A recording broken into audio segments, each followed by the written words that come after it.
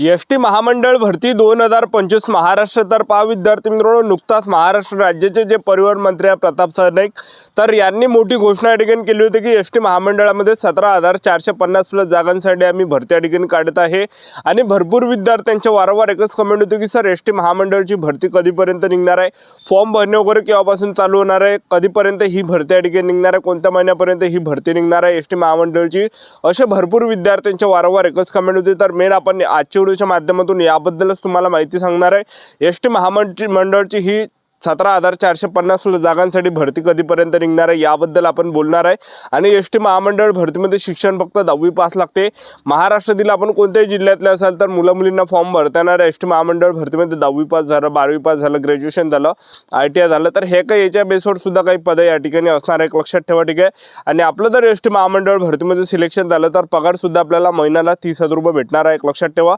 तर एस.टी. महामंडळ भरतीमध्ये पात्रता काय, त्याचबरोबर एस.टी. महामंडळमध्ये पेपर आहे की नाही, एस.टी. महामंडळमध्ये निवड कशा प्रकारे आपली यामध्ये होणार आहे, निवड प्रक्रिया काय आहे, संपूर्ण माहिती मी तुम्हाला आजच्या व्हिडिओच्या माध्यमातून एस.टी. महामंडळ भरतीबद्दल सांगणार आहे। आजचा व्हिडिओ खूप महत्त्वाचा होणार आहे, व्हिडिओ शेवटपर्यंत बघा आणि व्हिडिओला आताच लाईक करा।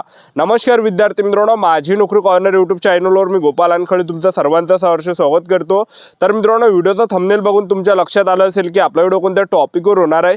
व्हिडिओ सुरू करण्याच्या आधी आपल्या यूट्यूब चॅनलला सबस्क्राईब करा, जेणेकरून प्रत्येक भरतीची अपडेट तुमच्यापर्यंत सर्वात आधी पोहोचेल।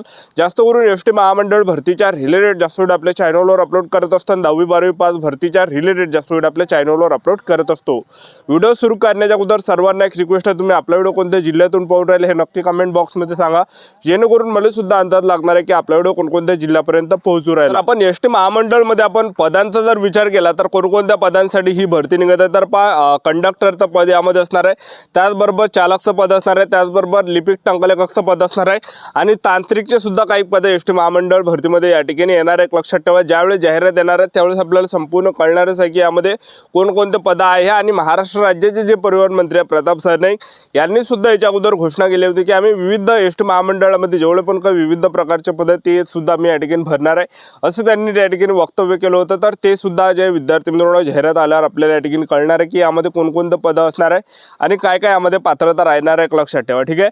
तर सर्वात अगोदर मी तुम्हाला यामध्ये वयोमर्यादा जर आपण विचार केला एस.टी. महामंडळ भरतीमध्ये तर 18 ते 38 वर्षापर्यंत वयोमर्यादा एस.टी. महामंडळ भरतीमध्ये लागणार आहे, लक्षात ठेवा, ठीक आहे। तर पात्रता काय, तर जे कंडक्टरचं पद आहे त्याचबरोबर चालकचं पद आहे, तर यासाठी जे शैक्षणिक कंडक्टरचं पद आहे त्याचबरोबर चालकचं पद आहे यासाठी जे शैक्षणिक पात्रता पाहिजे 10वी पास आपण असलं पाहिजे। त्याचबरोबर मुलं आणि मुली यामध्ये फॉर्म भरू शकणार आहे आणि मराठी वाचता बोलता लिहिता आपल्याला आलं पाहिजे। आणि त्याचबरोबर प्रादेशिक परिवहन कार्यालय RTO यांच्याकडील सार्वजनिक अवजड वाहन चालविण्याचा वैध परवाना व PSV बॅच बिलला आवश्यक आहे। आणि त्याचबरोबर प्रादेशिक परिवहन कार्यालय RTO यांच्याकडील वाहनाचा वैध परवाना व बॅच बिलला नियुक्तीपूर्वी सादर करणे आवश्यक आहे। तर एवढं काही शैक्षणिक पात्रता कंडक्टर आणि चालक पदामध्ये लागते, दोन्ही पदामध्ये लागते एवढी शैक्षणिक पात्रता। आणि आपलं जर यामध्ये सिलेक्शन झालं कंडक्टर आणि चालक पदामध्ये तर महिन्याला आपल्याला 30,000 रुपये महिना यामध्ये भेटणार आहे एस.टी. महामंडळ भरतीमध्ये, ठीक आहे। तर आता कंडक्टर आणि चालक पदामध्ये पेपर होणार आहे की नाही होणार आहे, कारण की बऱ्याच काही विविध अफवा तुम्ही या ठिकाणी पाहिल्या असेल यूट्यूब चॅनलच्या माध्यमातून किंवा या ठिकाणी इतर काही ठिकाणावरून, ठीक आहे। तर मी तुम्हाला आताच सांगून देतो यामध्ये जे विद्यार्थी मित्रांनो पेपर असणार आहे एस.टी. महामंडळ भरतीमध्ये आणि त्याचबरोबर आपली ड्रायव्हिंग टेस्टसुद्धा त्या ठिकाणी घेतली जाणार आहे, लक्षात ठेवा। तर आपल्या एस.टी. महामंडळ भरतीमध्ये 100 मार्कासाठी आपलं काय असणार आहे, यामध्ये पेपर असणार आहे, जे कंडक्टरचं पद आहे त्याचबरोबर चालकचं पद आहे यासाठी मी तुम्हाला सांगत आहे। आणि बाकीच्या पदासाठी सुद्धा पुढे आपण बोलणार आहे। तर जे कंडक्टरचं पद आहे आणि चालकचं पद आहे तर यामध्ये आपलं काय असणार आहे, पेपर असणार आहे 100 मार्कासाठी, ज्यामध्ये सामान्य ज्ञानचे प्रश्न परीक्षेला विचारले जाणार आहे, त्याचबरोबर गणित बुद्धिमत्ता चाचणीचे, मराठी व्याकरणचे, इंग्रजी ग्रामरचे हे सगळे मिळून 40 प्रश्न परीक्षेला विचारले जाणार आहे। आणि त्याचबरोबर जे या ठिकाणी वाहन चालवण्याच्या रिलेटेड जे 60 प्रश्न परीक्षेला विचारले जाणार आहे, अशा प्रकारे जे 100 प्रश्न परीक्षेला विचारले जाणार आहे। आणि पासिंगचा जर आपण विचार केला तर पासिंग खूप कमी आहे, म्हणजे 100 पैकी 35 जरी मार्क पडले आपले तर आपण या ठिकाणी पास होणार आहे। पासिंग 100 पैकी 35 मार्कावर सर्व कॅटेगरीसाठी। आणि जर त्यांना पोरदरणी सापडले तर मग ते जे विद्यार्थी मित्रांनो जे 30 मार्कवाले मागासवर्गीय कॅटेगरीचे पोरं आहेत त्यामधले सुद्धा ते पोरं त्या ठिकाणी उचलणार आहे, लक्षात ठेवा। तर आपण एस.टी. महामंडळामध्ये दुसरं जे यामध्ये पद असणार आहे तर ते असणार आहे या ठिकाणी लिपिक आणि टंकलेखकचं। तर लिपिक आणि टंकलेखक पदामध्ये जर आपण पाहिलं तर यामध्ये जे विद्यार्थी मित्रांनो आपलं ग्रॅज्युएशन पाहिजे, जे लिपिक आणि टंकलेखकचं पद आहे यामध्ये 12वी किंवा ग्रॅज्युएशन यामध्ये आपल्याला लागणार आहे। त्याचबरोबर आपल्याला टायपिंगसुद्धा लागणार आहे। मराठी टायपिंग हे 30 शब्द प्रति मिनिट लागणार आहे आणि इंग्रजी टायपिंग हे 40 शब्द प्रति मिनिट या ठिकाणी लागणार आहे, लक्षात ठेवा। आणि जे लिपिक आणि टंकलेखकचं पद आहे यामध्ये सुद्धा पगार 30,000 रुपये भेटणार आहे। मुलं आणि मुलींना फॉर्म भरता येणार आहे जे लिपिक आणि टंकलेखकचं पद, आणि यामध्ये जड वाहन चालवण्याचा परवाना लागत नाही लिपिक आणि टंकलेखक पदामध्ये, एक लक्षात ठेवा, ठीक आहे।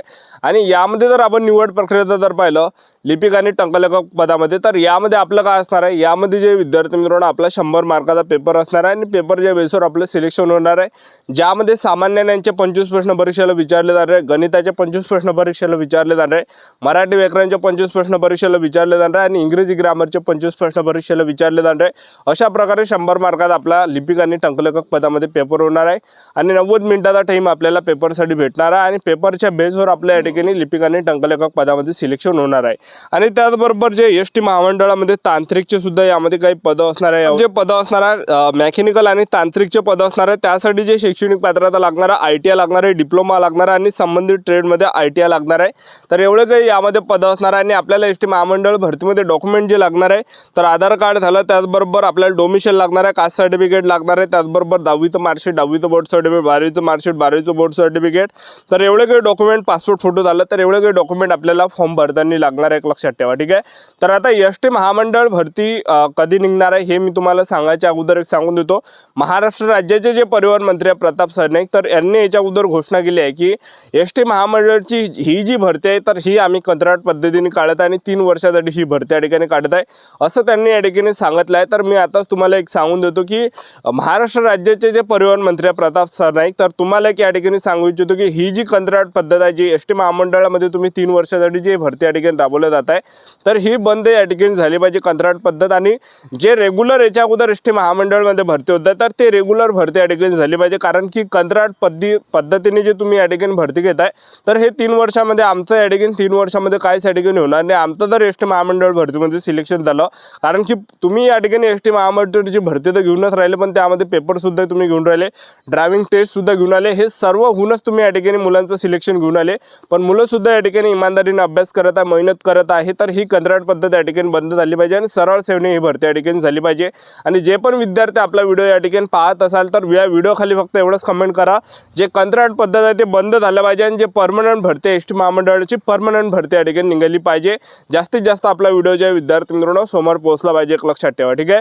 तर आता भरपूर विद्यार्थ्यांचे वारंवार एकच कमेंट होती की सर एसटी महामंडळाची ही भरती कधीपर्यंत निघणार आहे, तर मी तुम्हाला आताच सांगू देतो सोमवार जे विद्यार्थी मित्रांनो स्थानिक स्वराज्य संस्थेची निवडणूक आहे, जसं जिल्हा परिषद झालं, पंचायत समिती झालं, महानगरपालिका झालं, तर ह्या स्थानिक स्वराज्य संस्थेच्या ज्या निवडणूक आहे ह्या ज्या विद्यार्थी मित्रांनो नोव्हेंबर किंवा डिसेंबर महिन्यामध्ये आहे, एक लक्षात ठेवा, ठीक आहे। आणि आता आचारसंहिता सुद्धा सोमवार या ठिकाणी लागणार आहे, अशा कंडिशनला ज्या विद्यार्थी मित्रांनो फॉर्म होण्याची दाट शक्यता नाही, एक लक्षात ठेवा। तर मी तुम्हाला आता सरळ सांगून देतो ऑक्टोबर महिन्यात एसटी महामंडळाची भरती निघणार नाही, नोव्हेंबरमध्ये नाही निघणार आहे, डिसेंबरमध्ये नाही निघणार आहे।